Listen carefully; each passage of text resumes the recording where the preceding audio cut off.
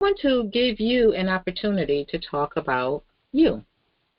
So, Evadyne with Company, Talk Worth Listening To. It's January 2026, and we're going to talk about you. We're going to give you an opportunity to talk about you. And I hope that makes a lot of sense. And what I am believing is that we often speak to others, compliment others, recognize the attributes of others, but not always ourselves. We don't take that time to recognize who we are, our pluses. We are ever growing. That's a fact. We are ever growing. However, in our years of living, we've accomplished many things, and we're still accomplishing them on some level. If you're listening and you're younger than us, if you're a teenager, if you're a young person and you're listening to this, know that many of us who are listening are in our 4th, 5th, 6th, 7th, 8th decade of life. And what I am giving an opportunity here now today to do is for people to self-reflect. But you are now, young person, in a better position if you find this is useful. If you find this is useful, now you can start documenting your accomplishments, documenting the efforts that you put out to make your life the best it could be, and sometimes the efforts we put out to make other people's lives better. And that doesn't mean that their lives have to be bad. It just means that we're adding ingredients that help them to accomplish some of the things they want to accomplish. So you, my youngsters, are in a great position because this is like hindsight and the foresight. You're watching, listening in real time how we sometimes forget ourselves. We forget ourselves. So at any point, if you'd like to speak and just tell us, as you self-reflect, how do you see yourself? How do you see the great things you've done in life? How have others complimented you on the work and or the effort or the act that you put forth on their behalf or the behalf of others? And those things that you've done them effortlessly, even if it was within your job title, and hopefully you're working in your passion. Young people, that's a hint. Nice to work in your passion. When you work in your passion, it's like not working at all. You'll get paid, but it's like not working at all. So if anyone would like to share their story, let us know, about you. Can I start? Yes, you can start. Yes, absolutely. Okay. My name is Sevilla B. Amos. I'm an educator paraprofessional. I retired from the Board of Education, and I was an outstanding educator paraprofessional. I got the praises from my students, my colleagues. I got awards for it and everything. And my goal was just to teach our young people how to respect themselves, how to have the motivation to do what they have to do for their life and for their career. I also went to school also. I got my associate. I'm a kind person. I'm a loving person. I give my last if I have to. I'm a good person. I could say that much. I try not to get into too many problems or anything like that.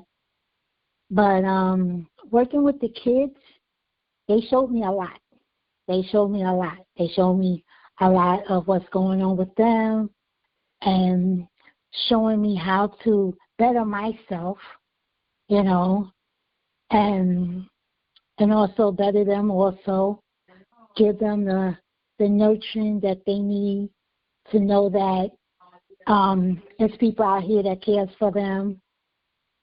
And I was more like a mother figure in my school, because I stayed with mostly the boys or the girls. And yeah, I had some trials with them too, but they respect me. You know, they respect me, and I respected myself also.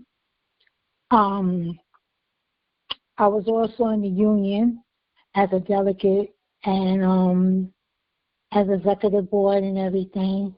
But to really be honest about myself, I'm just a person that I try my best to give what I have to give to a person and let them give it back to me. I'm a quiet person. I'm not a ghetto person, you know, but that's mostly what I am, and I'm really proud of myself and stuff like that.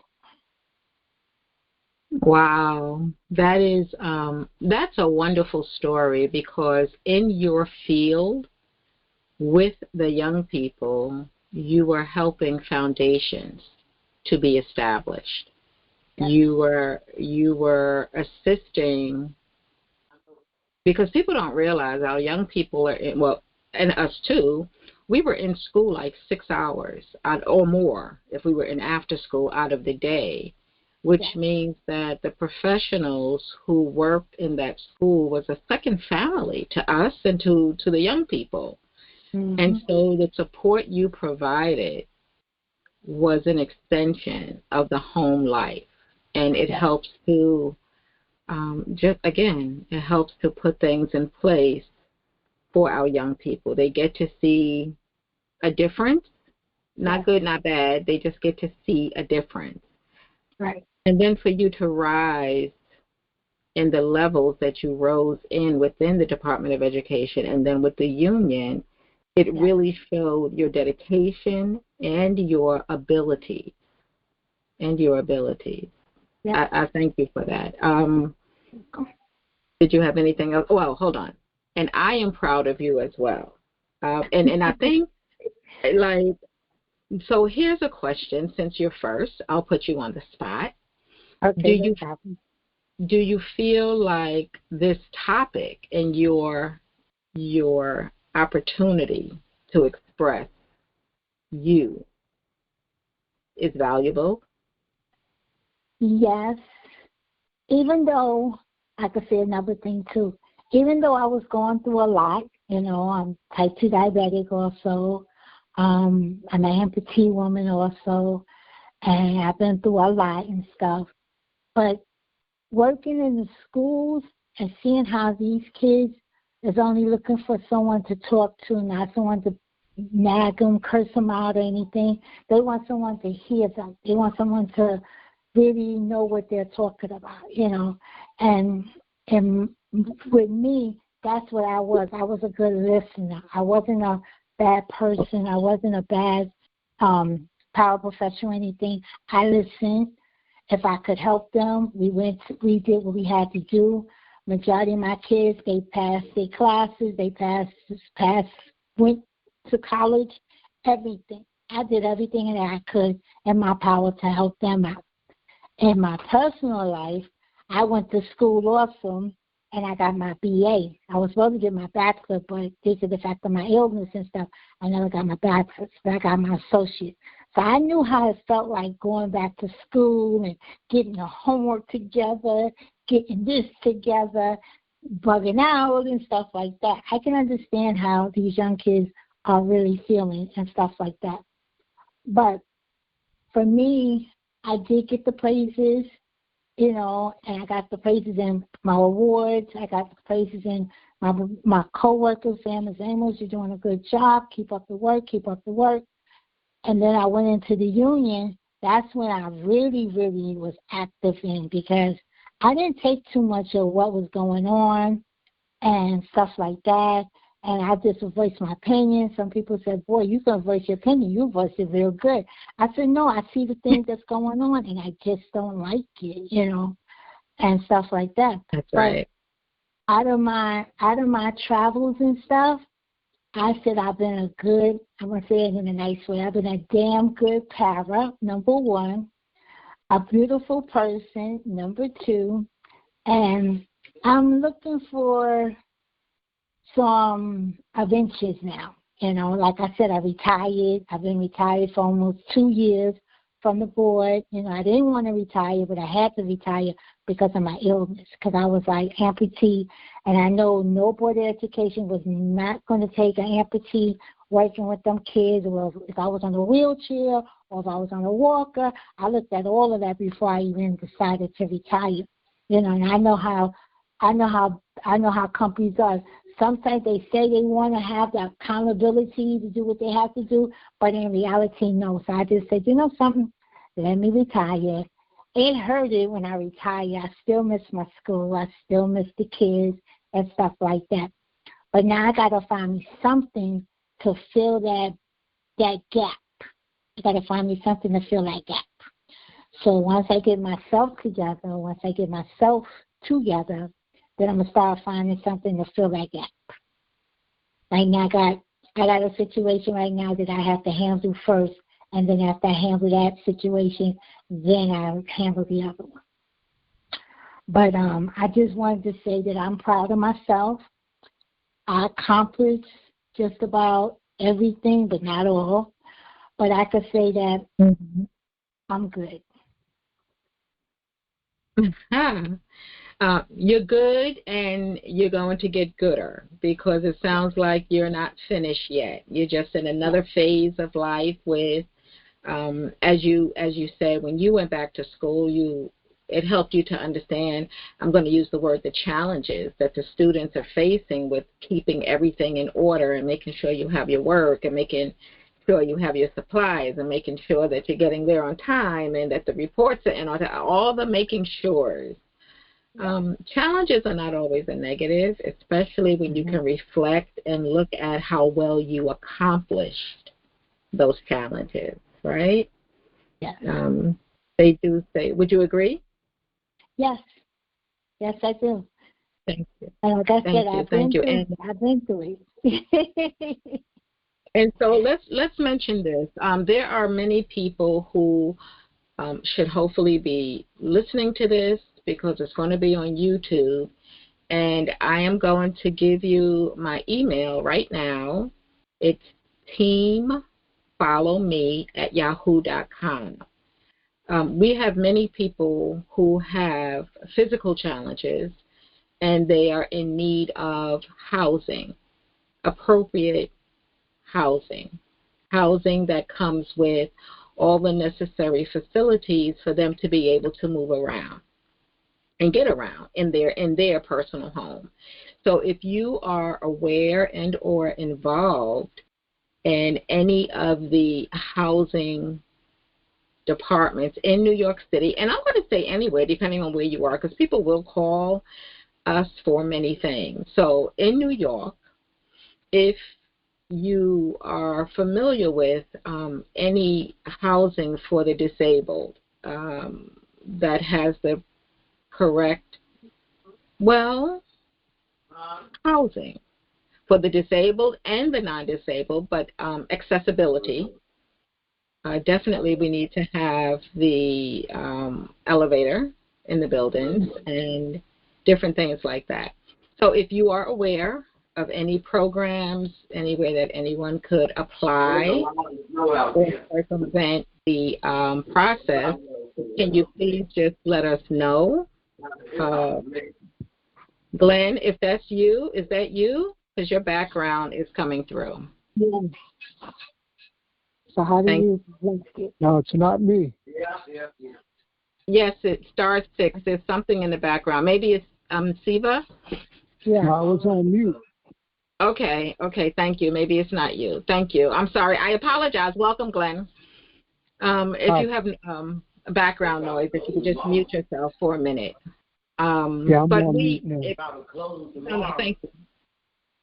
If you have any knowledge of any apartments that are available for anyone, but definitely those who may have physical disabilities, please let us know. So email me, teamfollowme@yahoo.com. Team, Team, follow, like you're following, me, M-E, at yahoo.com. And put in the subject, apartment seekers. That's what I need you to put in the subject. And if you're listening to this and you're looking for housing, you can email me also that same email and say looking for an apartment. And hopefully we'll be able to connect the dots. But back to you, I appreciate your story. And again, when people work in the Department of Education, they are definitely helping to shape lives. So I will say thank you to you. You're welcome. Thank you for your service. Thank you. I thank you for my service. I thank you for all the service I've done for the kids. And I didn't leave the Board of Education in a bad way. I left it in a good way. So I just went back to my old job, this last Friday, and it was different. It was different. The principal came out. She gave me a hug. Everybody was glad to see me and everything. They said, "Oh, you going back to Florida?" I said, "Nope, I'm here." He said, "Okay, I know we're gonna see you more." I said, "You probably will. You know." And it felt good getting out the house and being with my I can't even talk now. With my coworkers. Absolutely. Yep, with my coworkers and stuff, and it felt so good. Felt so good. My supervisor, my principal, she was a little worried because I wanted to go on a floor that was on the 4th floor. She said, "Ms. Amos, you're not working here anymore. I don't want you to get hurt or anything." I said, "No problem, no problem." But it was good. I felt good. I felt like I was at home. Thank you. And I was going to ask you that, have you been back to business? So let me now share this with you, and you may already know that there are people who retire from the Department of Education, and you can go back and work there. Were you aware? Yes. I wasn't aware of that. Yes, you can go back and work there, maybe as a contractor, or they may have you on a budget line, but you could go back and work, and it doesn't interfere with your pension. Really? Yes, ma'am. Now, also, because you were in the union and as a delegate, then you could also look for a position in the union. You see, because you have the experience, and most likely, I am visualizing that you could probably be a facilitator of training based on what you just said and what you did in the school system, that in the union, they need the same thing because they have a lot of union members who may want to elevate to other levels, maybe not, but you definitely want union members informed because you did say you saw a lot of things that you thought were good and some things that you thought were bad, and you had to speak up. So educating and advocating for union members to union members is powerful. So look at both of those, and you have a history. I definitely will. Absolutely. So we want to welcome everyone. Go ahead. I said, and it was a pleasure for letting you ask me to invite me on here. I really appreciate this, and I'll be coming on it more often because it seems like it's very interesting. Yes. Thank you. Stay though. Don't leave. Stay with us. Thank you. No, I'm not leaving. Yes. Okay. And so we have a few other people, and so we know the topic today. I'm Evadyne. This is Evadyne with Company, and this is about self-reflecting, about you, hearing it from you, and what you want to say about yourself. And so I'll ask, who's next?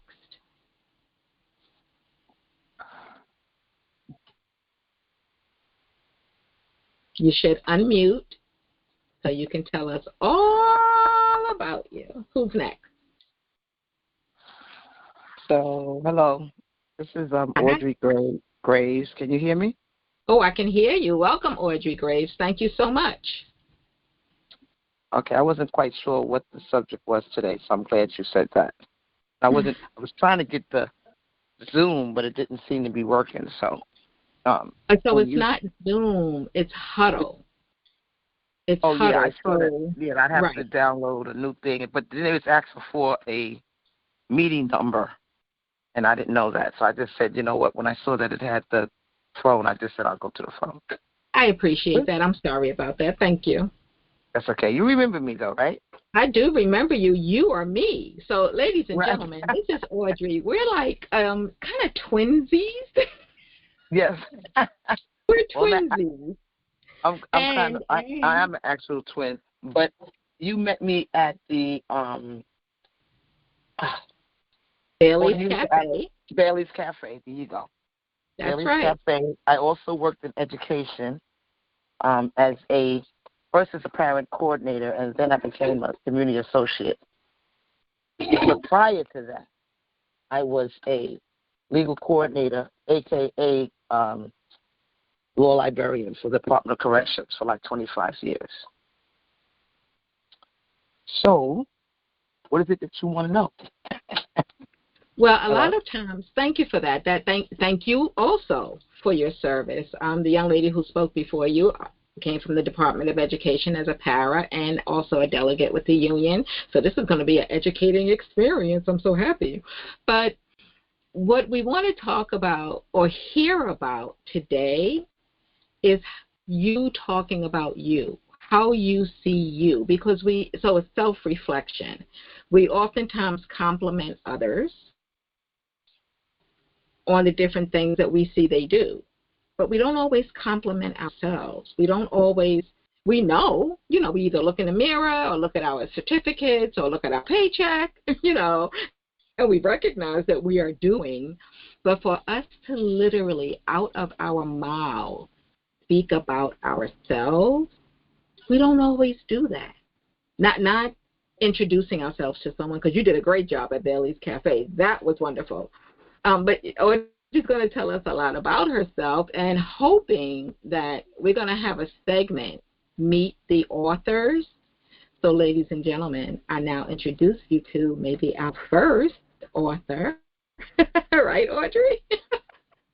But tell your story. Go ahead. Okay, we're listening. Okay. Well, so before all of that, I don't know. Hopefully, I'll fulfill your wish. So I started writing when I was about 11 years old. I always wrote. What happened actually is that my desire to write and tell stories about myself, or I guess to build up my self-esteem. Believe it or not, if anybody knows me, even my friends, they go, "You used to be quiet. Can't see that."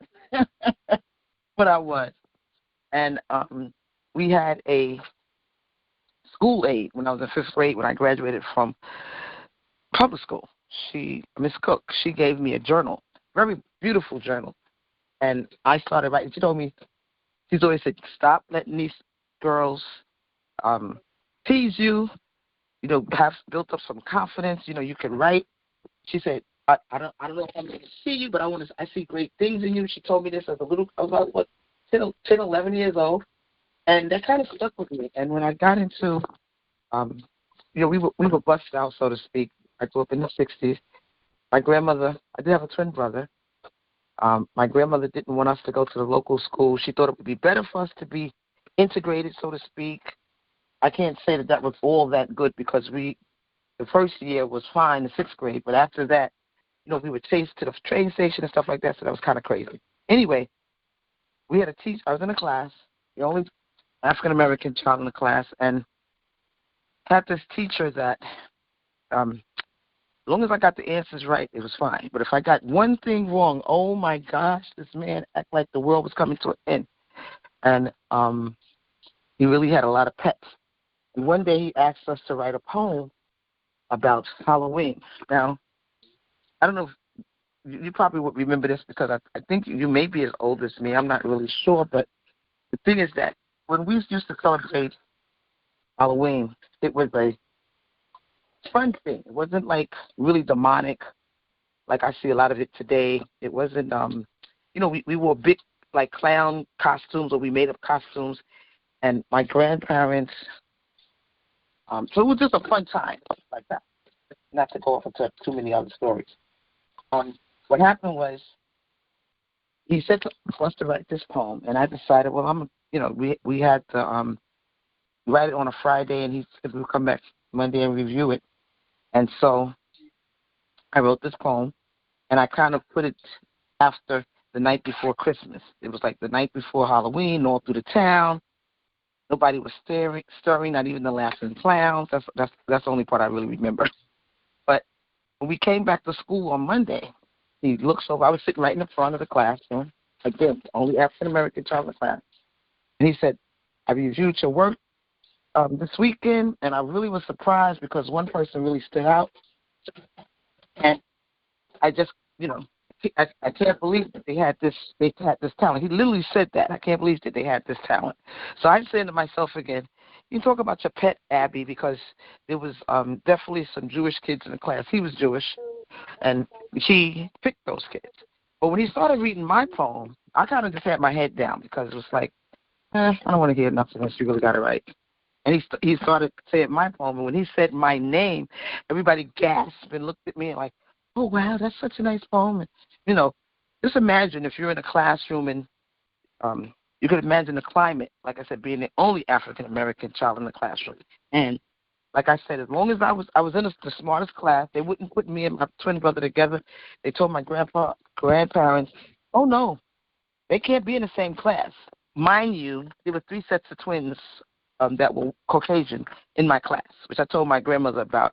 And she just said, you know what? It's okay. You just excel. My brother was like in 6'1". I was in 5. 6, whatever the SP, whatever it was.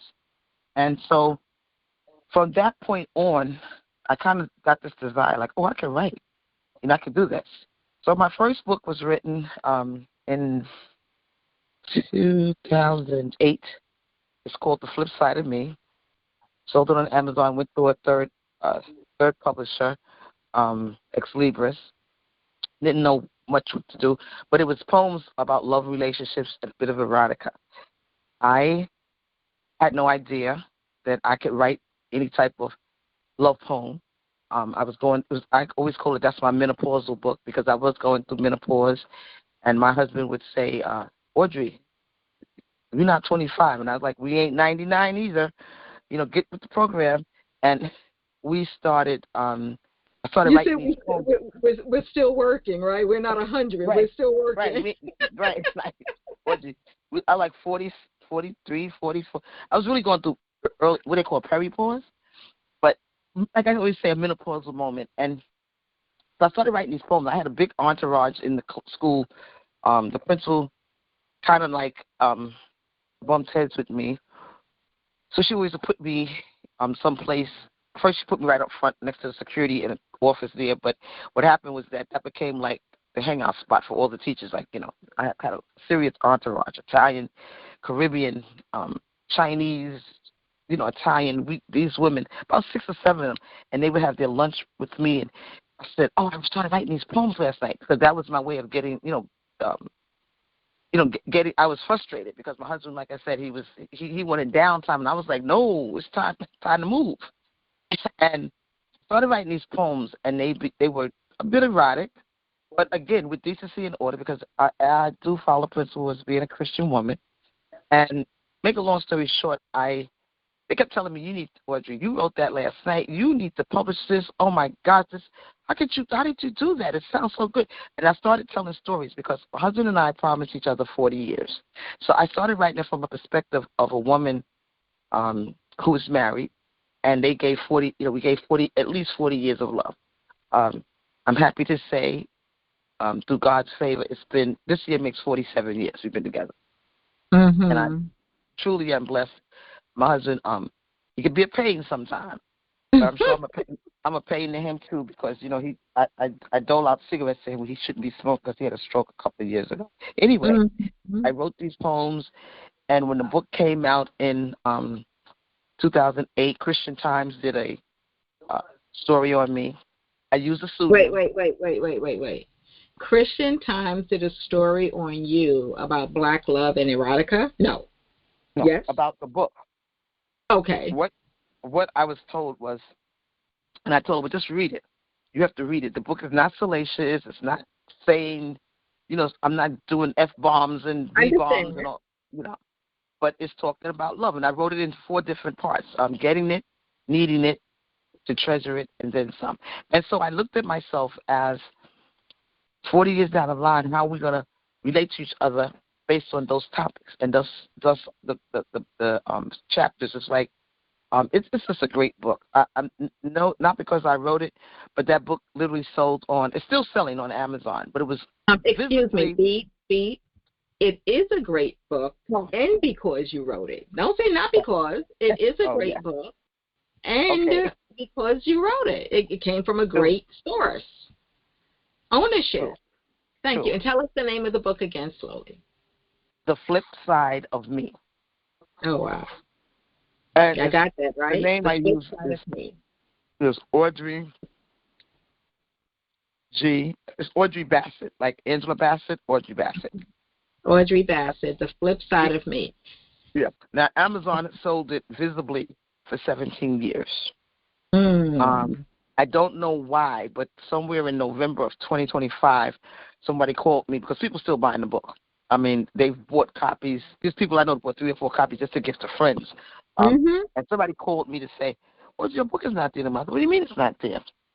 Because I check on it periodically, and I did have a website. My website is a news website, so I'm still putting it together, so I don't have the old website. It'll be said the same thing, but I'm just not sure of what platform I was using. I was using Wix before, and they just got very expensive. Anyway, the book. And what is your website? It was, well, the name of it is onepoeticdiva.org. But like I said, I'm redesigning it. So if you go there, you'll see that it says it's down. It's being reconstructed or something. Okay. Yeah. But the book, the reason, what I was told was, well, I really wasn't given a clear explanation why the book isn't there. It says unavailable. However, that's where I still order my books from. So I usually get 30 or 50 books at a time, to sell, especially when I'm going to venues. I know venues are coming up, and that's where I can get them from. I can go to Wix, not Wix, Ex Libris, and get them as well, which is the publisher who published it for me. Yeah, so either way. But then the next book, the next book is called Brown Girl Bedside Poet. That was written in 2020, and it's actually a collection of urban poetry talking about gentrification, violent sons, black on black crime, uptown girls, how we, senior citizens, how we get that discount, different things, hanging out in Harlem. It's really, when I wanted to write this book, because had been so long, it was like a 13-year stretch, and I was asking God, like, I thought you said I could write. I know I can write, and where's the next book coming from? And when I was in the Department of Education, it was because of me that parent coordinators had to begin to do newsletters. Because I like to do newsletters, I started doing newsletter. And I worked at 3 different schools. Each school got newsletters, 4 pages every month, which was a big deal. The chancellor knew me. We went to a big event, and the chancellor looked and said, "Where do I know you from? Why do I know your face?" And I said, "Audrey Graves." She says, "Oh yeah, the newsletters." Everybody. Some people did not like it at first because, like, why are you trying to show us out? I was like, this is a new position. You kind of create it the way you want to create it. I like to write. So I thought the best way to inform parents is to have a monthly newsletter. And all three schools for the 17 years I worked in Board of Ed, they never missed a newsletter from the day I walked in that door. every month. So, communication is the key, right?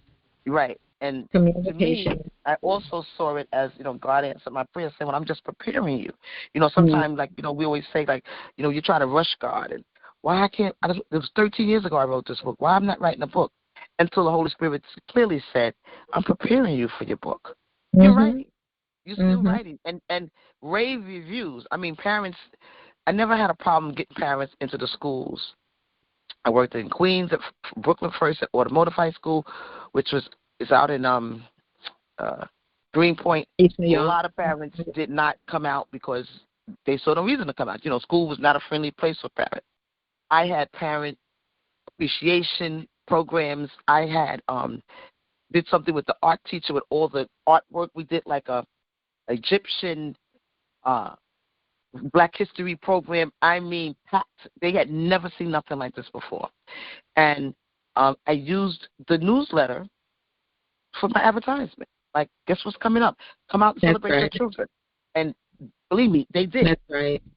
Then I went to Queens to High School for Construction Trades, Engineering, and Architecture, which is known as CTEA, Construction Trades, Engineering, and Architecture. That's in Richmond Hill. And for 9 years, same thing. Great programs. Used to have a build a house competition, something that I created, and it took place in December. The fire department used to come out, give out smoke detectors or CPR classes. It started with the first class was 13 parents.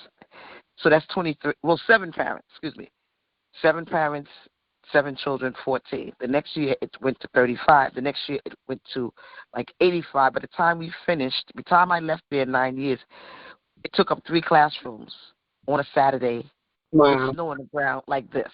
People was not missing this. Like this, right? Yeah, I had trophies given out. I had certificates, and the teachers got per session for being judges to judge these houses made of popsicle sticks. And they came out and got prizes. The mayor of Queens loved me, Miss Helens. She passed away. It was just a really big affair. And again, the newsletter, of course, you're gonna have bragging rights. The newsletter, you got the pictures, things like that. So, like I said, God did prepare me for all of this.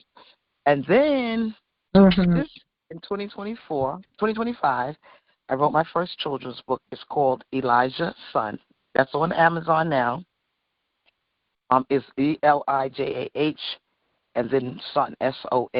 2 words. My full name, Audrey Brokington Graves. And that book speaks about my son who was born visually kind of impaired and bilateral hard of hearing. So right now, the Board of Ed, I don't want to give away too much, and I don't want to, but the Board of Ed I'm trying to be a vendor. They do want me there. I'm doing speaking engagements. So that book is something that Special Ed Department is looking at because it is a great book. I did try to shorten the story. It took me 2 years to write it because I always wanted to tell his story. I just didn't know, of course, because I speak so much and I wanted to tell the truth. I wanted to put facts in, but I didn't want to tell everything. You don't tell everything when you write a book, especially a children's book. You want the children to understand. His Brooklyn Audiology, his doctor, Ina Salida, she wrote the foreword for me. They have it on their website, Brooklyn Audiology, and it's a great children's book. Now, again, like you said, don't say that, but yeah, it's a great book. I love this book. People get the book and they just go. People who don't even have small children or even have grandkids buy the book because, this is such a great read. It's a great read. It's like 37 pages, but I found a great illustrator. He lives in Florida, and he actually illustrated. I met him actually through when we had the place. When I was doing the pop-ups at Bailey's Cafe, my girlfriend's daughter was there, and she had 2 books illustrated by him. And I've been looking for an illustrator for years. I actually had somebody in the family that draws very well. And I kept asking them, but every time I send the material, like it'd be like months, then I would check back, like, did you do it? Oh, I didn't know you were serious. I'm very serious. So it just wasn't meant to be. And what happened is when I saw his illustrations for her books, and then I tried a couple other people, he illustrated their book, I was like, this is who I want. And he understood the assignment, as it says, because the thing looks just, the pictures look just like my son. No. He understood. There was a few corrections I had to do, like there's a church scene, and I had to tell him, well, this is not a church. This looks like something else. You got to change it. He understood the assignment. The book is great. People, the first thing they asked is, did you illustrate it too? I wish I had that gift. My twin brother was the artist. I do. In the past, I've created bookmarks and the magnets, and I still do it. I'm doing this now, a new revision, but I'm not an artist like that. I wish I really had that talent, but I don't. I have a little skill, but I don't have like a raw talent with people who are artists, Understood. And this book that is coming out is a collaboration book with 20 other women, and it's called Daily Dose of Declaration for Women. You can get it on Barnes & Noble, Amazon, but it's coming out the end of next month. And I'll be on a billboard March 7th and April 25th, advertising a book with these other sisters. I was on, this will be my 4th and 5th billboard. For Elijah's Son and the other 2 books, I was on the billboard in 2020, once in 2025 and twice in 2024. So what can I say about myself? I'd like to say I'm evolving. I am a Christian woman. I am trying to follow God's plan. I always wanted to do something that was spiritual. And in a sense, my books are, people have, even from the love poems, there's older women. And we go on, like I said, it's been 18 years now. But there's women that have come to me and said, was you, they was joking, of course. Was you looking at my window? Because this is me and my friend. Me and my friends was dancing like that. Did you? And I don't live nowhere near them, but it's just it's telling stories. And that's right. Like they say, everybody has a story to tell. Absolutely. But have the imagination. So let me just, before I forget, go ahead and give maybe your email, or if you have a public number, so anyone who's listening can be in touch with you if they want you to come out and speak, if they want to reach you. What's the best way? Okay, so my business email is One Poetic Diva. That's ONE, Poetic Diva. So ONE, POE, T is in Thomas, IC, DIVA, the number 56 at Gmail. I can give you my cell number. I'm sure everybody on here is safe. Well, this is also going to be on YouTube. I upload my shows, my events to YouTube, so you can determine if that's what you want to do.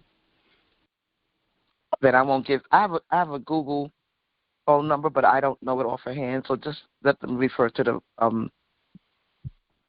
emailing you. Perfect. Email address. Yeah. Again, the website will still be onepoeticdiva.org. It's just it's under construction, still under new construction right now. Sure. It's evolving. I heard that word. It's evolving. Yeah. Right. Francesca, if you can, excuse me one second, Audrey. Francesca, if you can come on Huddle, I would love to bring you in. I don't know how to bring you in off of Facebook, but I would love that. 520-525-8782. It's okay. Thank you, sister. Thank you. So, Audrey? Yeah.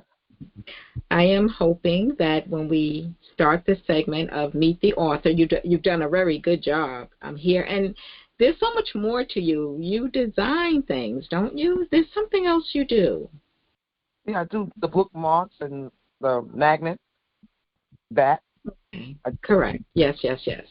So And so when Audrey and I met, we kind of, you know how you just meet somebody and you just hit it off?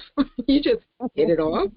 Well, come to find, our birthdays are very close to each other. So we're Don't both we have the same? Don't we have the same? We don't have the same birthday, March 19th. Yes, we do, ma'am. That's what it is. Yes, we do. We hit it off so perfectly. Yeah. And people say, oh, you just want people to agree with you. No, when you don't agree with me, that helps me to understand more of what you know. You don't have to agree with me because I'm not going to say I'm not always right. I'm going to say I'm not always full because there's always so much more you could know, right? So, but we just clicked. We just clicked. So it has been a pleasure. And I'm grateful that you're on and sharing your story. And I'm hoping that your success continues. I know it will continue. This is such a snowy, wonderful day. It's going to continue. Everyone, we want you to also be safe. So thank you. Is there? Oh, absolutely. Stay with us if you can. Is there anyone else who would like to share their story? Now, again, let me get back to the message. Let me know if you can't hear me as I read it. So the topic today is self-reflection on you, about you, from you, telling your own story. And that is because you have other people who will tell your story when you're not here anymore, right? So I believe that we always compliment people here, there, and everywhere. We compliment people, but we don't always compliment ourselves. We don't always, and it's not a conceited thing. It's just recognition of who you are, why you are, because you are, that you are. And I just felt this would be a great opportunity to do that, as we're not moving around too much outside. And let me share, so today is Sunday. I might be a Sunday kind of girl because 2 weeks ago on a Sunday, I wanted to do a Facebook Live for about an hour. And 4 hours and 18 minutes later, I'm talking to me and whoever's listening saying, I've really got to go. It was 4 hours and 18 minutes. Why? Because I wanted to speak. There was so much to talk about, and it had nothing to do with politics. It has to do with motivation, inspiration, and uplifting us. I also wanted to sing, and then I wanted to share some good music, because it seems like when I speak, I'm always referencing lyrics from songs. So I share with people also that, me next. Why not, right? Before we go. I know that lyrics from music that I've listened to as a child has helped to shape me into the person I am today. And that is me, and I'm going to believe that it works for many people, whether it's lyrics in music or words from other people's mouths that you hear, and then how you process it is so important. It's like you process it as a child, not having all of the information to make that puzzle right, but it never leaves your brain. It never leaves your mind. So I do know that lyrics of music from my earlier years, when I wasn't playing the music originally, my parents or my older sisters, it's a great pleasure having older siblings, because you are opened up to so much of their life, intentionally or unintentionally. But we were a music family, not instrumental in terms of playing, but in terms of the other music people were creating. It was in our walls, from classical music to R&B to, there was no hip hop back then, but it was R&B, soul music, jazz music, just It's in our system. Oh, I like that song too. I love that song. It's in our system. I say that, right? That I speak, and music comes from my speaking somehow or another. But I have a friend who said to me, "Are you ever tired of patting yourself on the back?" Tell me a little bit about him, that question. But I told him no. And the day I get tired, hopefully I'll be positioned to hire someone to do it for me, right? Well, and it wasn't that I was boasting about myself. I was talking about myself. I was speaking, whatever it was, but it had to do with me, because I don't know if this resonates with anyone who's listening, but no one should know you better than you know yourself. No one should know you better than you know yourself. Thank you very much. See, this is why we get along. No, but it's so true. And I was speaking to this gentleman because, okay, so as a Pisces, let me give you what I believe is the foundation of Pisces. For me, we are very spiritual. We are very in tuned to, as Audrey mentioned, she said, it's been all these years. Where's my next book? Well, who are we talking to? We're talking to the Creator. And we're not disciplining the Creator. We're just having a conversation as we're allowed to, right? And so many people speak, pray, chant, meditate to a higher power, but don't pay attention to the answers. Do not accept the answers when they come.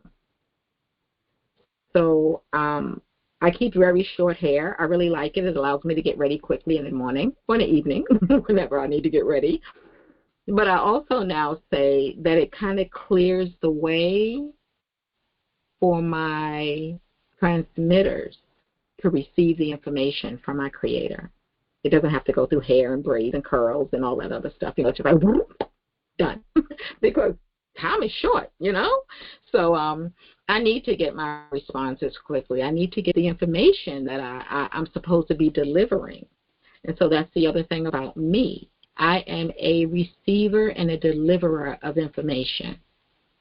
I don't question where it comes from. I don't question how I know it.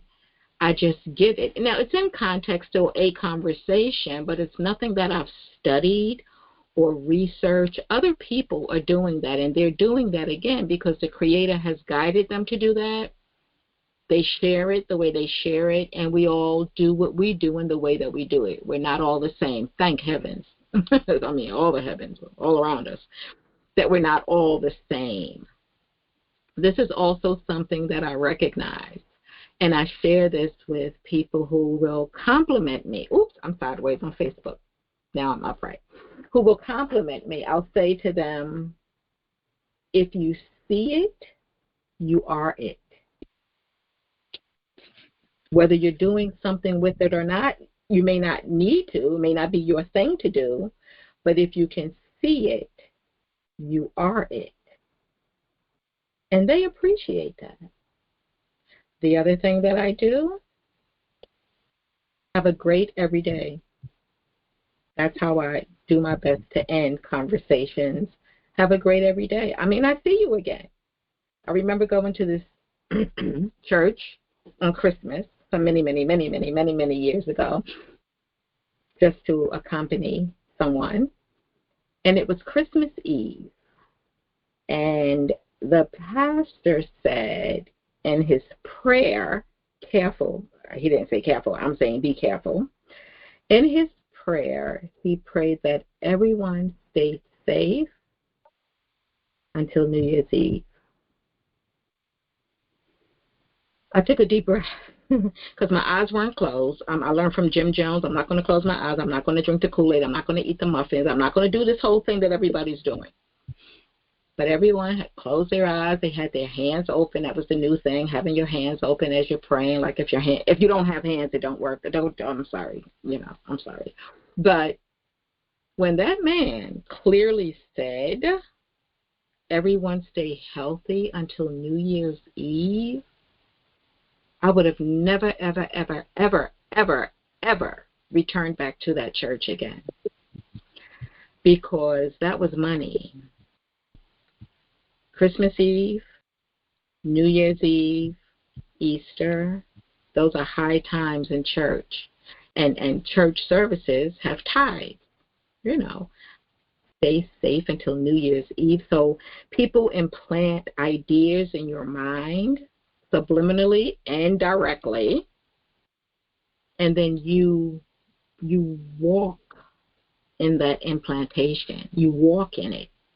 I would have never, ever returned there again. If I was an open-minded person, and I guess if I was an open-minded person and I was saying, is this the church home for me? That ending prayer would have been the answer if I was listening. But so I say to people, not because of him, but I say to people, have a great every day. And I really mean it. Have a great every day. Let every day be better than the other one, you know, better than the other one. And we are ever evolving. I reference Michelle Obama's book, Becoming, often, because we are always becoming. We are not done, no matter how many times you flip that pancake. We are not done until we're done on this earth, in this body. Does that make sense? I hope it does. So me, I'm so very proud of me. I walk in a certain type of light. And I walk like I talk, like I write, like I drive. And I think now it's coming to the point where I can say like I sing, which could be part of voice. You know, that's the instrument. I do everything the same. It's a flow, but it's me. It's not anyone else. It's not competition. I have a YouTube. If you take a minute and go to www.likesharesubscribering.com. That's going to take you to my YouTube. Now, if you go on YouTube or Facebook or anything like that, you know people want you to like it, right? They want you to share it. They want you to subscribe. And they want you to ring the bell. Well, would you believe that domain name was available? Like, share, subscribe, ring.com. It was available not too long ago, maybe a little over a year. Like, who would have thought of that? That is so unique. But that's the connection that I have. I ask and I receive. My first one was LSSR, but then I said somebody would have probably thought I liked the Soviet Union, like SSSR. So I just went full blown. Like, share, subscribe, ring.com. And that leads you to my YouTube. My website, networkingforsuccess.info. We have a promotion. And so here's that conversation as with Audrey. Here's that conversation I had, because I do have 2 books. Mind is to mental as teeth are to dental, and we all have a mind. The first book, Suicide is a Serious Killer, Let's End It Today. Both the books are Siamese twins. The first book, because of the word suicide, I know that a lot of people will stay back just from that title. There's a fear of a word that was created.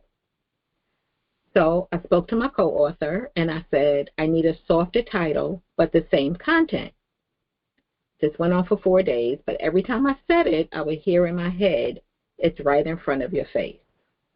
So I would say in my head, what's right in front of my face? For 4 days this went on until I had a customer who I said to her, mind is to mental as teeth are to dental, and we all have a mind. And the way she lit up, she was like, oh, my God, that makes so much sense. Oh, my God, you know. And for me, that was a doing, like doing, because it's something I had been saying for a while. And let me apologize to Les Brown, because I used to say Whenever I would listen to him, he was always saying the same thing. Well, here I am doing that same thing in relationship to these books. I'm always telling this story because it's a powerful story. So I apologize, Les Brown. I understand what you were doing. I understand why you do it, and here. So it's right in front of your face. She thought that was amazing. I realized I had been saying it for a while, but when I looked on my YouTube, about 3 months prior, I had recorded and posted a video with the title, Mind is to Mental as Teeth Are to Dental, and we all have a mind. The same thing I had been saying. So I did mention I had spoken with my co-author, and I said I need a softer title. Well, just for the record, my co-author is the creator. Okay. And each literally, okay, so I won't repeat it. I know you heard it. You can rewind if you need to rewind. That's how in tune I am with life on earth, and I'm going to say off.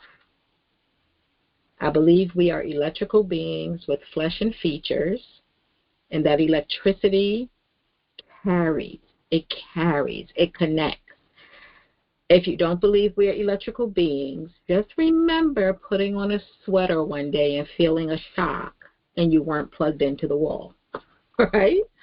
Or if you need to practice something just to test it, brush or comb your hair and then take the brush or comb and hold it above your head, and you will see your hair on your head, not mine, of course, but your hair on your head gravitate to get that hair that it's connected to in that comb or brush.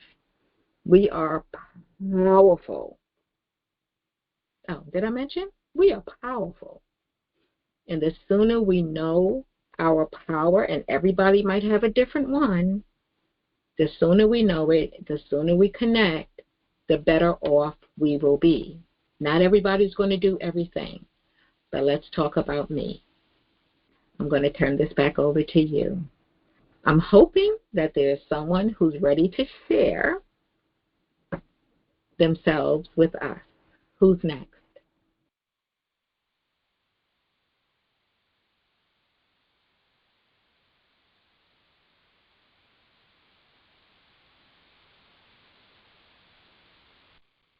Okay.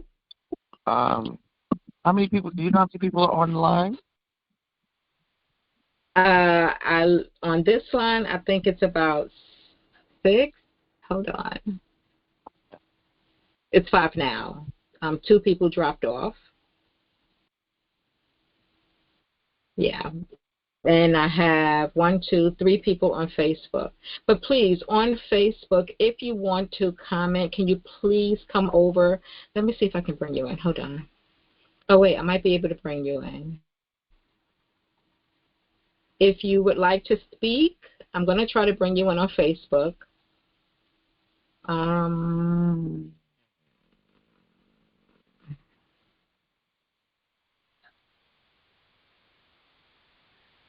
Okay. So Facebook is saying you can't join my broadcast. So Vivian and Francesca and Shalette, if you want to speak, can you please come over to Huddle? We have a few more minutes left. It's 7, yeah. 520-525-8782, I believe it is, correct? And if it says it's going to charge you, of course you know what to do, Francesca, right? But if it says it's going to charge you, then, or Francesca, you can join the app with, Shalette, you have the app too, with my name. The meeting ID is EVADYNE. There shouldn't be a PIN number at all. Glenn, would you like to speak about you in the meantime?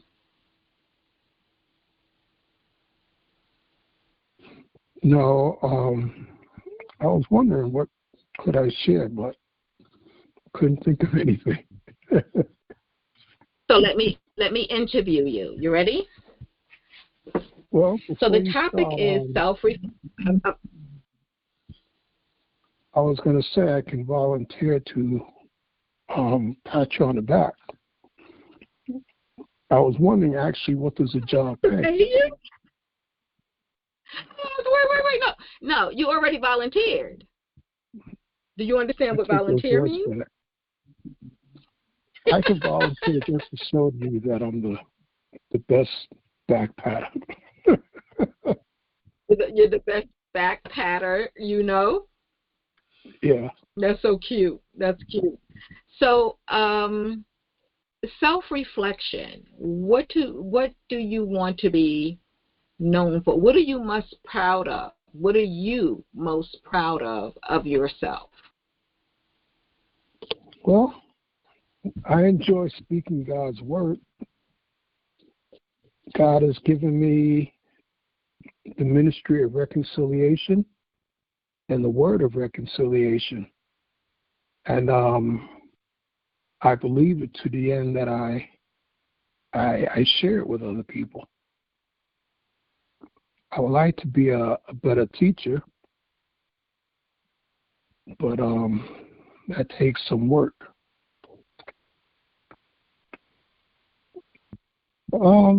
Okay. And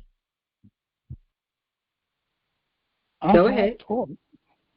I have taught, and some of the teachings I thought came out pretty good, and some of them I thought I should have prepared more. But the people that I shared the teaching with, they liked it. But I knew better. And I said I need to improve on that. Can I ask So, a question? Sure. Did you speak the truth in your teaching? Yeah. Okay. And nothing but the And truth. so, say it again. I said, Say it and again. nothing but the truth. Correct. So when facilitating or training others, there are times when we will make a mistake, not intentionally. And I believe that the best way to correct that, because you kind of realize it almost immediately, like once you say it, it's like, oh man, that wasn't right. So now you go back. You don't say, I'm going to go back, but you just, in the conversation, go over that piece again with the correct information. But in this case, you told the truth. So sometimes we are too hard, critical on ourselves. As you say, you could have done better. But those who receive the information were pleased. I'm going to say job well done, because we're always becoming. We could always do something better, always. But that's for your learning curve. How can I shorten this story? Like I didn't repeat my other story as I usually do. Like how can I shorten? If you feel like if it's a time issue, you can say, okay, how can I get this point across in less time? So you're not really being harshly critical of yourself. You are more so being constructive critically of yourself, just to make it better, but not feel like you didn't do a good job. Does that make sense? Yeah. It's not so much that I feel like I didn't do a good job. It depends on who I'm teaching a subject matter to. You know, one group, they pretty much can receive the milk of the word, and then another group can receive the meat of the word. And when I teach the meat of the word, I don't have as much of a problem teaching those individuals as the ones that receive the milk of the word. I don't know if Question. that makes sense. Question. Yeah. So in your two groups, how do you determine that the information wasn't received or was received in the way you intended? How do you determine that? Well, each group, I have an outline and notes, and I stick to my script. So each group, you know, I would teach as thorough as I can. And a lot of times I feel like I could have done better only because of the questions that people ask me. And I say to myself, okay, I'm glad that they asked that question because it just so happens I know the answer. So it kind of makes the teaching better. I don't know if that makes sense, but it does because they're engaging. It's engaging. It's more of a filler. Mhm. It's They would engaging. ask me questions where I get to use verses that I don't have on the paper in front of me. So I say mission accomplished. So here's a question. Change of subject. Well, you're still the subject. So at your birthday party, your big event, what do you expect to hear others say about you that you would agree with?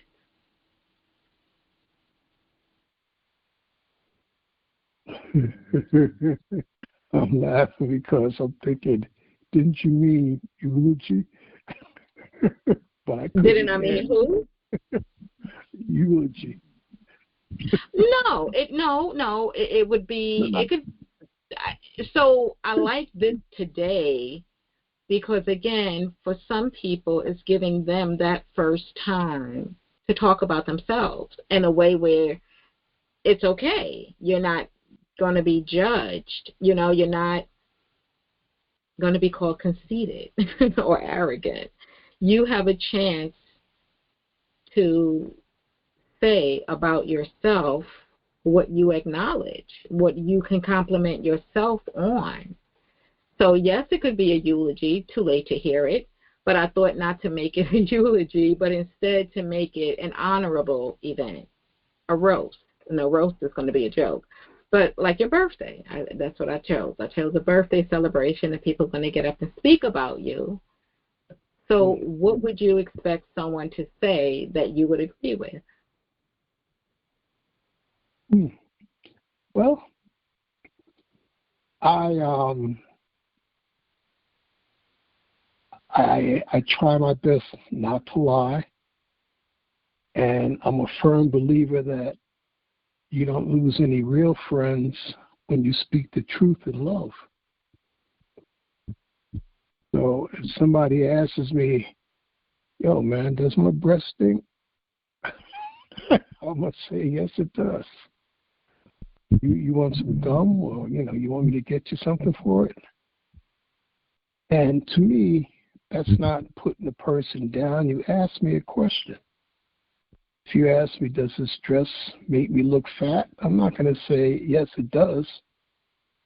But I might say, well, that dress isn't for you. And if they want to know why, then I'll be honest with them. And I think people should appreciate honesty rather than somebody appeasing them or lying to them.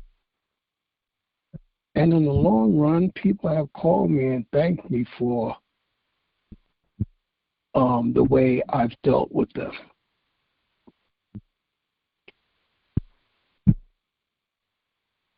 So you're what's that? You didn't finish.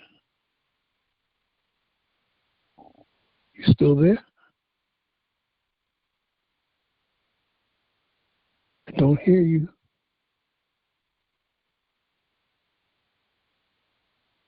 Did we get disconnected? I think it's a technical something because she just stopped all of a sudden.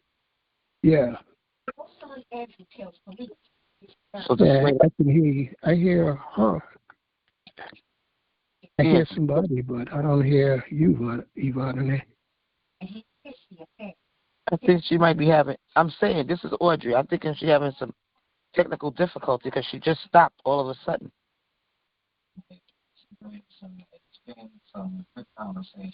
Yeah. Maybe the time ran out. I don't know. Don't it offers George a job to work for her at good sense. Okay.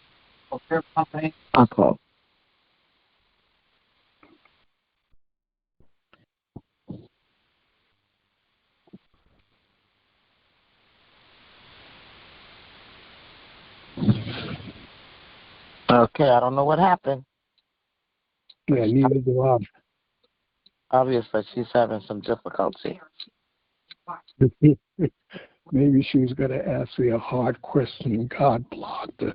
No, watch your mouth. Watch your mouth. That would never happen. Oh, see, obviously that was the answer. You see. No, but on a creative level, if you didn't answer that question already, on a creative level, those who know you well, what would they say would be your creativity, your art, your gift in that area? In what area? Creativity. Creativity? Hmm. I'm not sure if you can call it creativity. I am a thinker. And I try to think critically. Is that creative? Do you play an instrument? I used to play drums. It's been years. I was in a band, and I played in front of a live audience. And the highlight was everybody said that I wasn't good on drums. But that night, I was good.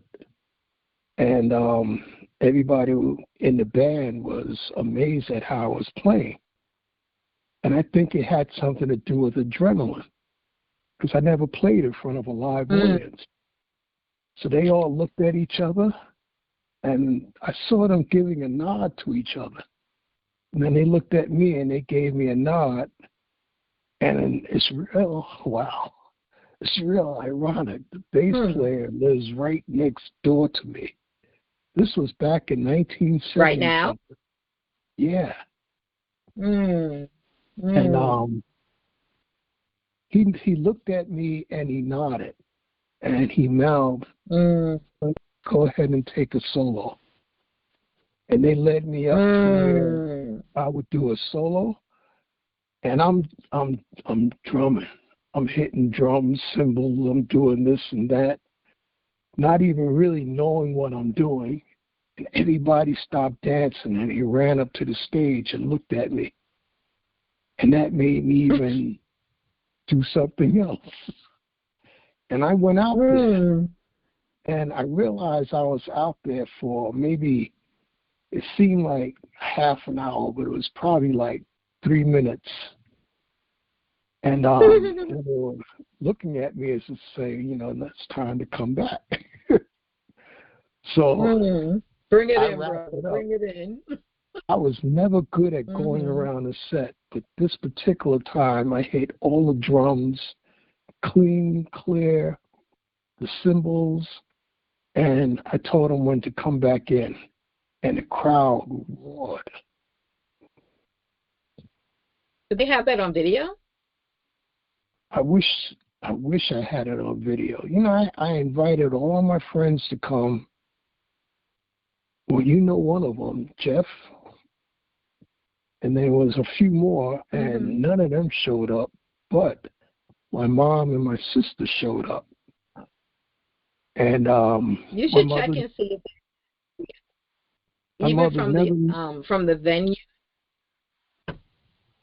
The who? From the place where you played, you should see if they have it archived. Somebody should have that. But I'm sorry, I interrupted you. Go ahead, your mom. Well, my mother said that she never knew I can play like that. And she was amazed at me. My sister, I don't remember her saying anything. But no news is good news. Go ahead.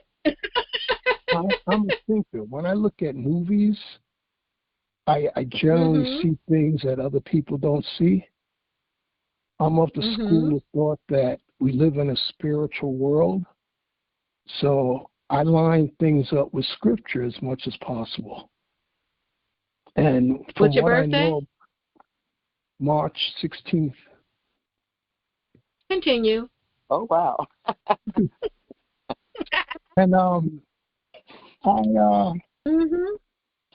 I love people, even though you might hear me say sometimes people suck, but in my heart, I love people.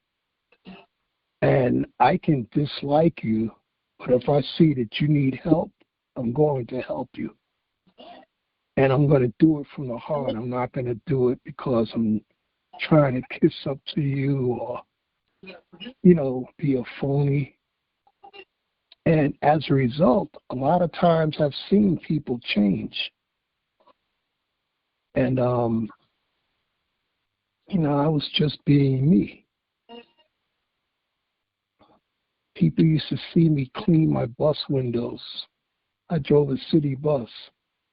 And I used to climb up on a bumper and clean the windows. I had it down to a science where I could do the inside and outside and the mirrors in 6 minutes or less. And they used to laugh at me. And I didn't care because I'm thick-skinned. But one day I said, let me shut this down. And I said, you guys laugh at me, but I heard a few of y'all ask for the bus that I had because of the windows being clean. Mhm. And they said, man, that's true. Because I sure be looking for that bus, man. And they stopped laughing. Another Mhm. time, I missed my pick where I had to pick a route. And I had to wait 2 weeks before I could pick. Well, they told me, hey, there's nothing for you to do. You're going to have to, sit around for 8 hours doing nothing. And I says, man, I can't do that. So I said, don't you have something I can do? And I says, well, you can clean the break room and the bathrooms. So I cleaned the bathrooms, and I'm washing my hands, and guys from other depots would come in the bathroom and say, damn, look how this bathroom is. It's clean. Mhm. And I would say to myself, God, thanks for working in me to have some degree of integrity where, I put my heart into what I do. Because I'm of the school of thought that I should work heartily as unto the Lord. So the times when I'm doing stuff, I try to do it heartily as unto the Lord. Very good. Excuse me, Evadyne. I have to make a phone call at 7:30. I do some trading, and I have to get off. I appreciate you coming on. Thank you so very much, and we will be in touch. No problem. You have my phone number? I do. Okay, so if you want to give me a call tomorrow, it'd be great. Anytime. Thank you. Okay, thank you Have a so great much. every day. I appreciate you. So what's the gentleman's name who's talking? He just said the same thing to you. Go ahead. What's the name? You're Audrey, right? Yes, you are Glenn. Glenn. From Staten Island, yeah. I wrote down your book, The Flip Side of Me. Mm. You're going to enjoy it. And I was going to look it up. Like I said, you could get it from Amazon, or you could write to Ex Libris. Okay. But Amazon is say that they're not showing it, but I think you could still order it because that's usually where I get it from. I don't know why they stopped showing it after 17 years. I have no idea because people are still buying the book. But I really got to go. Okay. It's 7:30. Nice talking to you, Glenn. You said, right? Yeah, and it was nice hearing you. Likewise. Are you in Brooklyn as well? No, I'm on Staten Island. Oh wow, my niece is in Staten Island. Okay. All right. Well, be warm. Stay warm. Stay well. Evadyne, I'll talk to you soon. Okay. Absolutely. Okay. Thank you Be so well. much. Be safe. Have a great every day. Great. Okay. Bye-bye. Bye. So, Glenn, if I put a camera in your hand, would that excite you? If you put a camera in my hand? Oh, yeah, we're speaking again about creativity. An SLR, yeah, that would excite me. An SLR? Yeah. Uh-oh. Okay, so your other passion is a little bit of, what do you call that thing? Photography? Photography, yeah. I was just thinking about getting back into it. Mm-hmm. And I said as soon as I can, I'm going to go into Manhattan, check out B&M. Mm-hmm. Because I remember going there and everybody was very helpful. And I would like to take a course on photography, as well as hook up with my sister. She used to get straight A's on her black and white pictures. And since her and I are talking again, I thought maybe she could hook me up.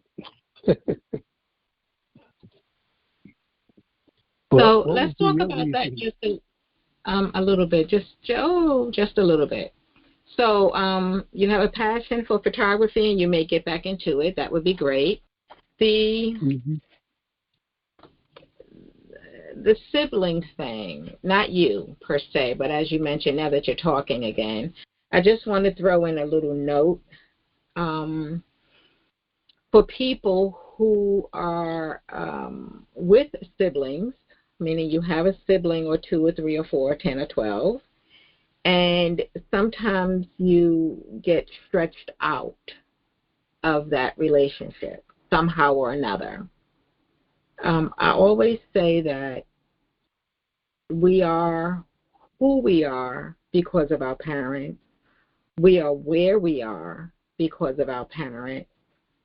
And like I said earlier, for me, music, lyrics, as well as people's words help to shape me into the person that I am, and that's from childhood. Sometimes we need to be a little bit more lenient of people and not so, here's the word again, critical of people, and know that we have personalities. I compare families, especially with siblings, to the solar system. Each planet is on its own axis, but connected by one stem, according to what they showed us, right? And each planet has a purpose. They're all planets. We're all children of parents, but we each have a different purpose.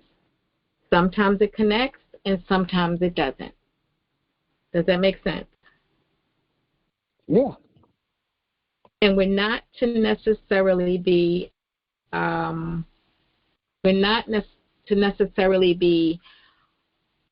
humsy-chumsy because we're siblings. It's nice, but it's just as nice to be humsy-chumsy with coworkers.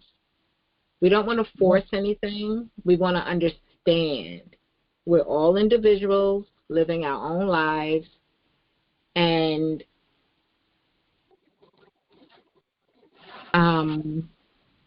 we're all individuals living our own lives with our own purpose.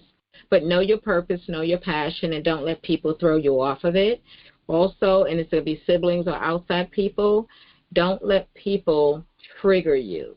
Don't let them trigger you.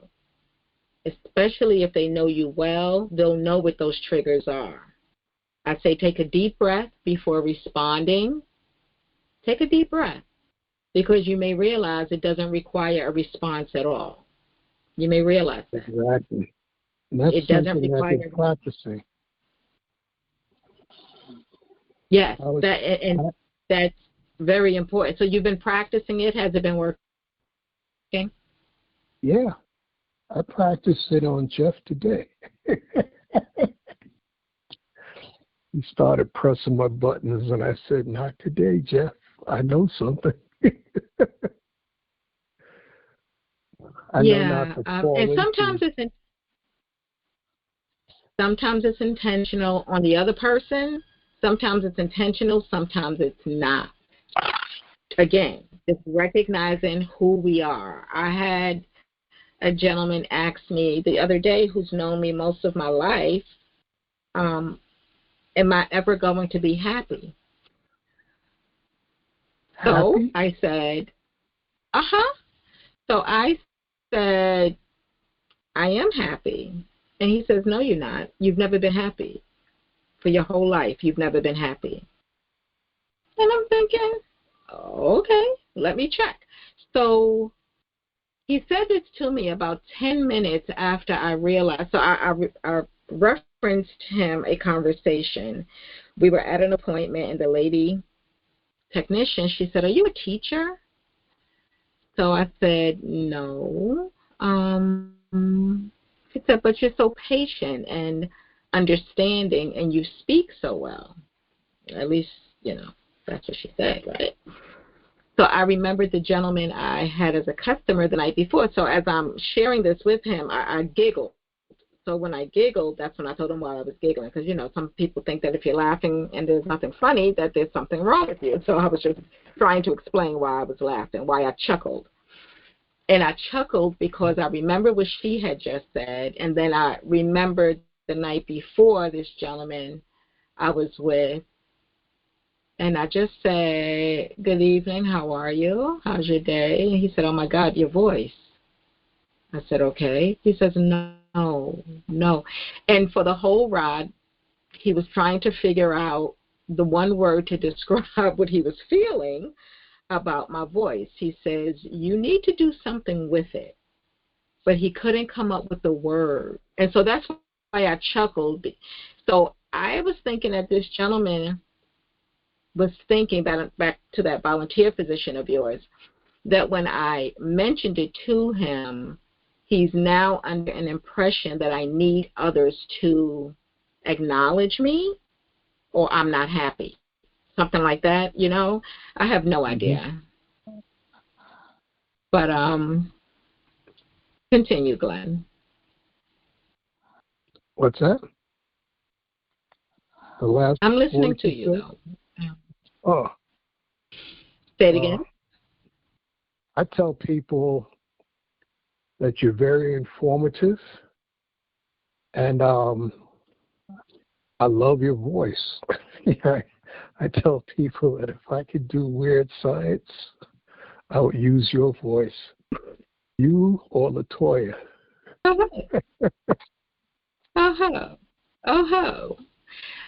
Well, I thank you for that. And yes, I can understand LaToya as well. And that's not weird science. That's called AI. You can have us speak, record, and have AI use us for everything. Weird science was when you went on a computer and built the ideal woman for you. I don't know. It's an old movie. It had I'm sorry. I missed that. Yeah, it's a fun movie. At least, when I saw it, it was fun. Okay, all right. All right. So is there anything else you'd like to share? Well, as I said, I do love people. And a lot of times I'll go through an extent, to help someone.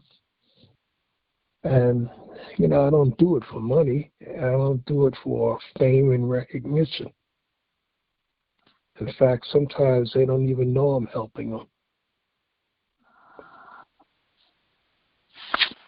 Okay, very good. I'm going to ask if there's, thank you, Glenn, so much for that. I'm going to ask if there's anyone else on who would like to speak. Deloise, if you want to come on, and I really think you should, can you please call the number that's on the message, because I can't bring you in on Facebook, but I do believe you have a lot to share. We have just a few more minutes left. If it tells you it's going to charge you, text the words call me to that same number and you'll get a call back. Thank you. I appreciate you. Okay, go ahead. Talking to me? Yes. Well, I guess one more thing is, yeah, Hold on a second, Glenn. Did you say was that you who said, can I hear you? no, No. Okay, someone else was coming to speak. Who was that, please?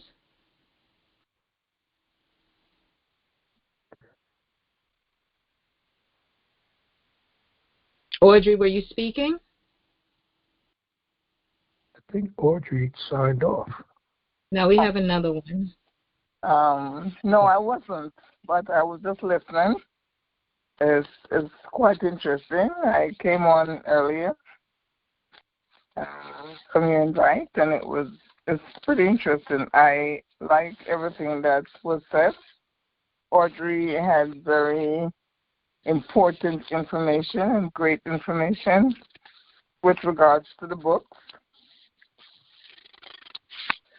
So, thank you for inviting me. You're absolutely welcome. And now that you're here, here's the question. What about you are you most proud of? I would say how open, caring, giving, like people, like say God says love one another without any, how should I say it? Looking for anything. I'm not looking for anything. It's just to care, because we only pass this way but once. When I was 5 years old, I learned this little verse in, I would say it was kindergarten. We used to call it basic school, because I'm from Jamaica and I'm not from Kingston. I'm from St. Catherine. And it used to say, any good thing you can do to any human being, never neglect nor defer it, because you only pass this way but once. So I learned that since I was 5, and I kept it all my life. Mm-hmm. So I think you may be able to attest to that. I haven't said it. I never said it before in your presence, but that is what I live on.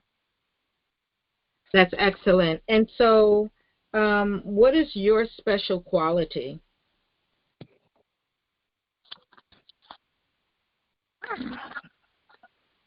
I have so many. Okay, so go ahead and list them. I have so many.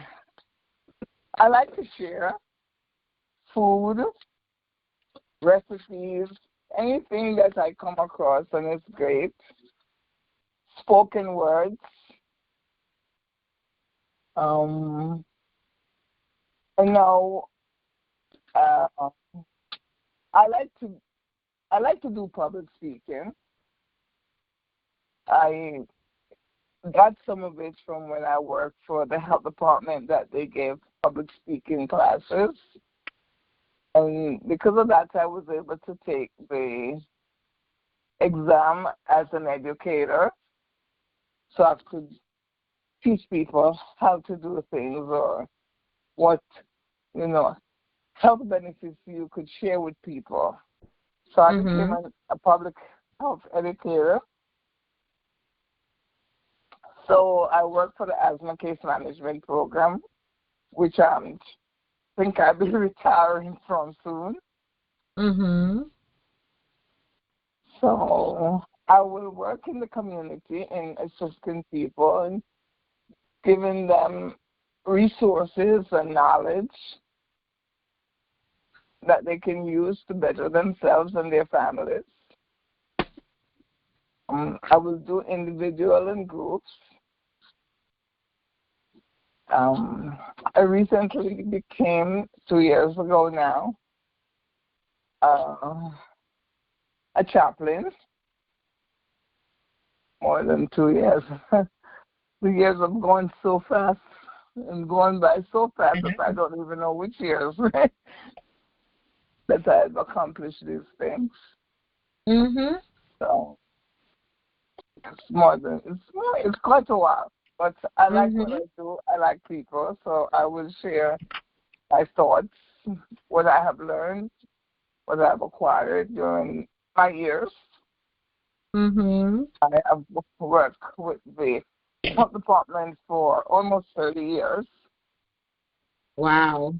Yeah, so but this area that I'm working in is the worst I've ever worked. I have worked.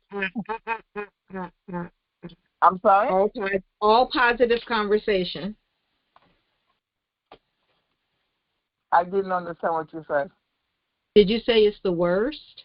Yes. Okay, we won't talk negative. We're only speaking positive. Okay. Okay. But I like it on the whole because people are people, who they are. But it's okay. It's life. That is correct. Do you have a special on a creative level? Do you have a special creativity? Oh, what do I do best? I like to write. I like to do the charts, what you call a chart. It's like something for inspiration. It's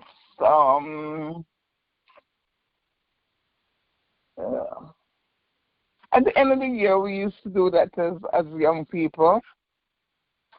What is a chart? The chart is how Like a help me do journal? that? Huh? Like a journal? Not a journal, but a chart. It's not a journal, but things that you want to acquire and accomplish. Oh, okay. Like they do now. Oh gosh, they do this thing now a lot. Oh, go ahead. I'm gonna think of it. That's when they put like the vision board, A what? similar to a A board. vision It's a board. board. A vision Yes, board.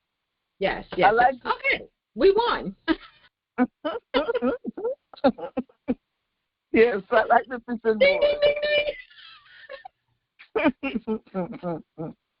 Yeah, Mhm. I like doing vision board. Mhm. Yeah. That's What good. one? Yes, I like vision board. But I like to Okay. bake.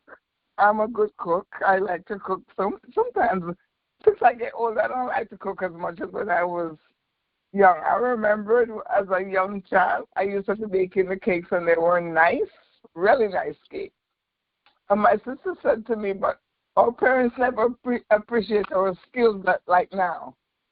Mm. So I made a cake, and I didn't know how to do the icing that good. I didn't know about using the tartar powder, whatever we knew to make the icing stay, or the egg white or something. So I made the cake, and I Oh, the put. meringue, I'm sorry. like the meringue, No, like the what? like the lemon meringue, like the lemon. No. I'm sorry. Go ahead. Okay. We use different things for it. It's like you do the torta powder or you do the icing. You have to make it a certain way. However, I didn't learn that Okay. skill at the time. So I made the icing with yellow and green. But it was in the winter. It's where I come from. It's cold there most times. It's not warm because I'm in the gorge. So you have the what you call that when it spots up, and because the water rises and the evaporate. What do we call that? It evaporates. There's water. Oh, condensation, fog. Exactly. Because the cold air rises and it makes a condensation. That's the right word. So I have all of them. I have all of them in my dictionary. So I made a cake, and the cake started there, and the icing started to run over it. I don't know if you know what a brick that has moss. Moss is a ugly thing that grows on brick. So the cake was the green square. stuff. The green stuff, hey. So the cake was square, and my father walked in the room and said, "Oh, B, this cake looks like a molasses brick." Mm. Perfect color. Do you understand that, or you don't understand what I just said? Yeah, she said your cake looked like a grass mossy brick. Yes. Yes.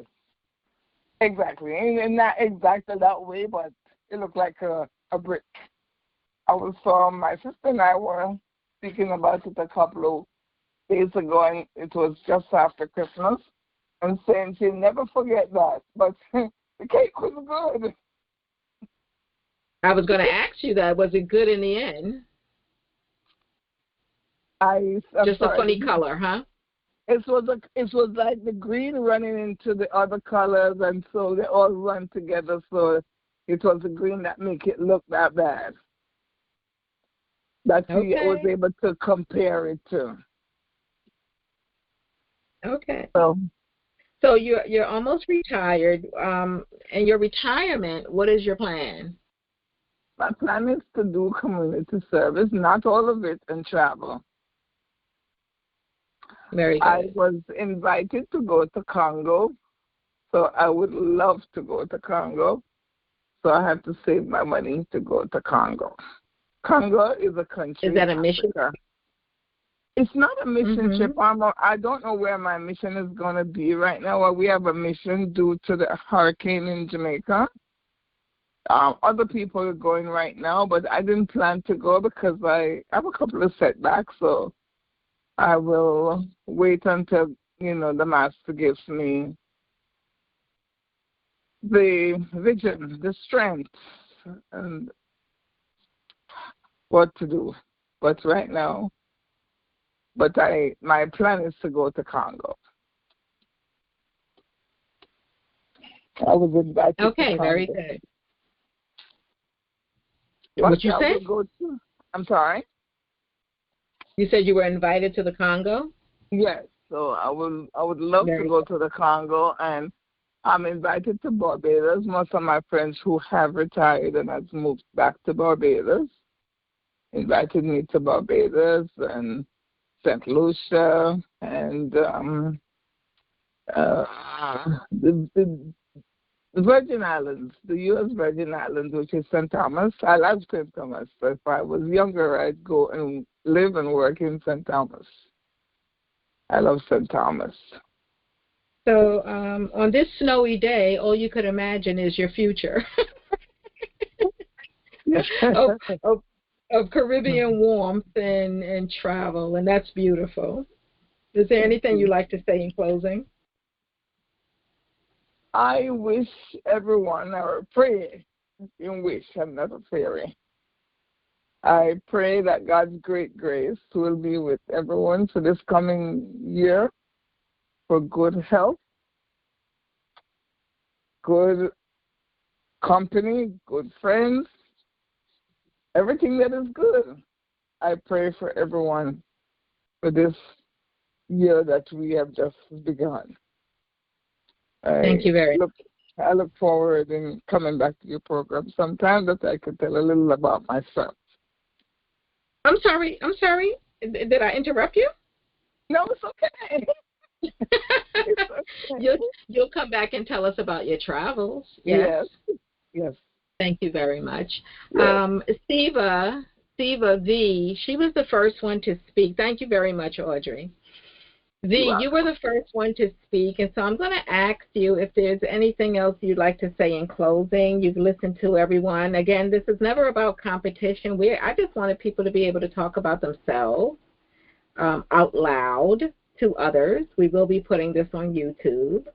I am producing a 14-episode docuseries, so maybe I'll pull some of this and incorporate it in there, because it's very important that we recognize our strengths, and as humans, that we are all in this together.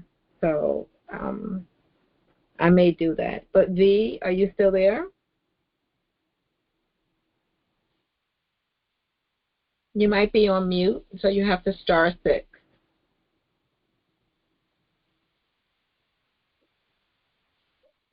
Okay. All right. Glenn, would you like to have something to say in closing? I can't think of anything off the top of my head. That means we'll be here for another 10 minutes. Go ahead. Well, I enjoyed networking with y'all. I enjoyed listening to both Audreys. And as always, I enjoy your voice and the things that you talk about. And, well,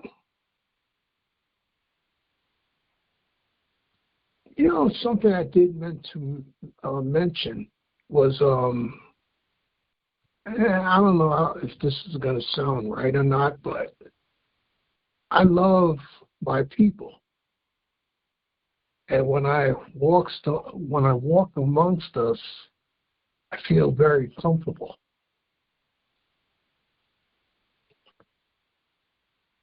And that's pretty much wherever I go. They say certain neighborhoods are dangerous, but I refuse to be afraid of my people. I try to live my life in such a way that I don't trigger somebody to want to do something wrong to me. And I know that there are some people out there that you don't need to trigger them. They just have the devil in them. But I just believe in my God, and I love my people. And don't let anything change that. Politics has a way of getting involved, and the agenda makers have a way of trying to direct us to feel different ways. But walk your walk. That's so important. Walk your walk, and do your life the way you're guided to do. Of course, we always have to be mindful about what's going on around us. That's just an obvious. You don't want to step in a big hole. But Right. Don't let others lead you down the wrong path, because the agenda makers have an agenda, and it's not to our benefit. So keep doing what you're led to do spiritually, physically, wholly. Keep doing that. I would like to know if there's anyone else before we close who would like to. V, did you come back? Okay. All right. I think she's there, but she might be on mute. I am Evadyne, Francesca, Deloise, Shalette. I really appreciate you all listening in. Francesca, I know you have so much to say, so I'm going to ask you all to follow Francesca Nunez on Facebook. She is doing great things with her life, and it involves people. So great things with her life involving people means that she's positively affecting others in the work that she is doing. She does have a podcast, No Longer Silent, on the Grown Folk Talking Network, Wednesdays at 6 p.m. You can call in to 520-525-8633. Francesca Nunez. If you're connected to me on Facebook, she's also a friend. Make sure you have the right person. But if you go to her Facebook page, she's a beautiful Latino Hispanic, I don't know the right word, girl, don't knock me down, woman, and she's doing wonderful things. So if you get to a Facebook page with a person of the same name and they're doing nothing, that's not Francesca. Trust me.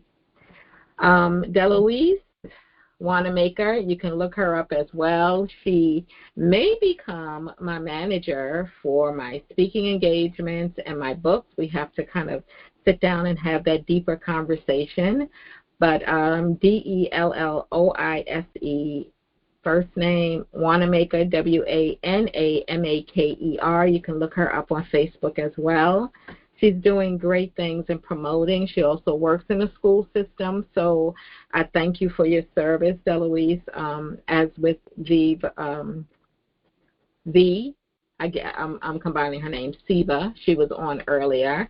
She's retired from the Board of Ed, but hopefully can get another position in it and still keep her pension and benefits. Working with our young people, no matter how young or how old they are, is very critical to our future. And let me say that one more time for the people in the back who didn't hear me. Working with young people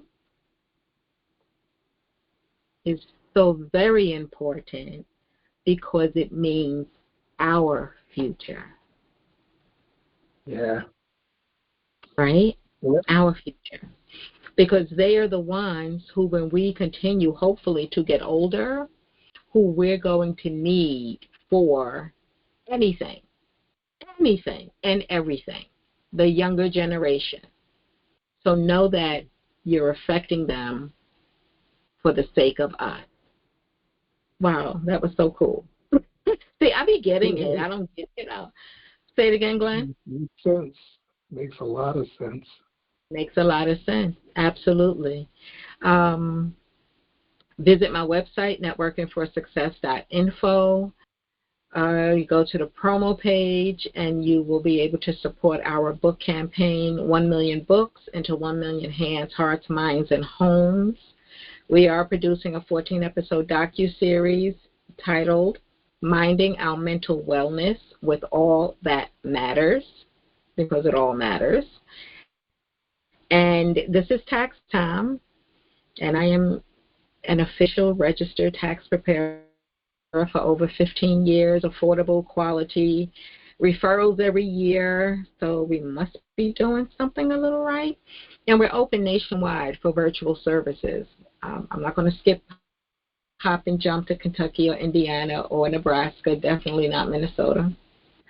But virtually, as we were taught some years ago, is power to the people.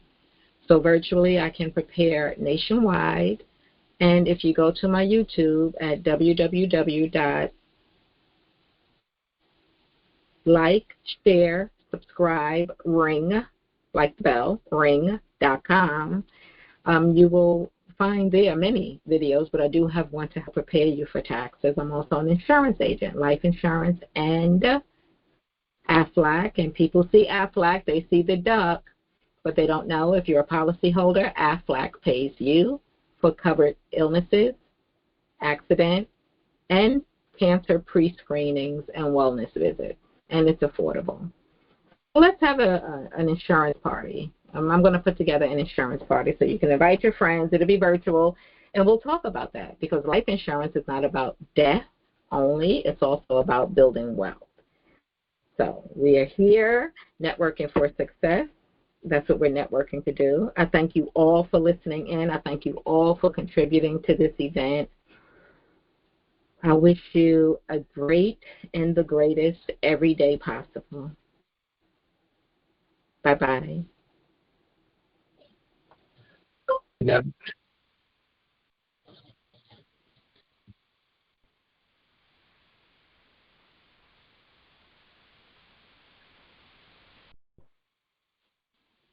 It may continue. So go ahead. Okay. So V, give us your last comments, and I appreciate you so much. I appreciate you so much also.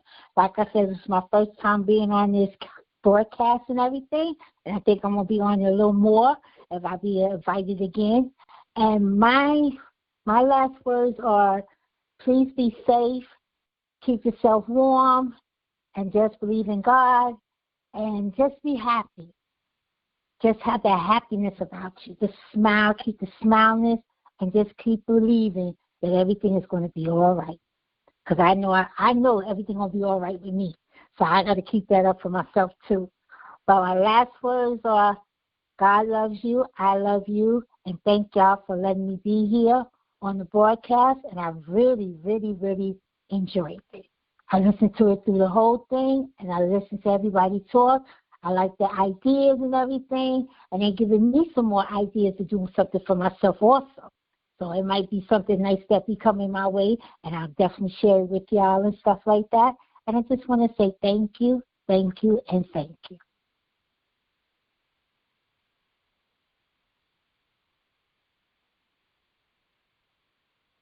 Thank you, V. I appreciate that. How's your mom doing? Mommy doing good. Mommy doing good. She's trying to get her legs together. Every time she gets the legs together, they keep popping open on her. So they claim that they're supposed to be giving her some new legs. So that's what they're doing right now. Okay. And then hopefully everything will work out well. Again, we're looking for housing for, I'm going to still say for the disabled because it needs to have certain levels of accessibility. Is that correct, V? Yes. Yeah, I need it so for the only stuff I need is in the bathroom, like the handles in the bathroom and stuff, and stuff like that. Because like I said, I am a amputee, so that's what I need just to hold me up in the shower or taking a bath or anything, so I won't slip and fall. That's correct. And it's going to be a 1-bedroom or a 2-bedroom? Yes, 1 bedroom or 2 bedroom, yes. Okay, very good. Or maybe 2 1-bedrooms in the same building for you and your mom, right? Yeah. Mhm. Either or. Either or, yes. So if anyone knows of any housing, this is in New York City. They're looking preferably in Brooklyn. Yes. Housing Brooklyn or that Queens. or Queens. Very good. Oh, wait. Good. So I saw, hold on.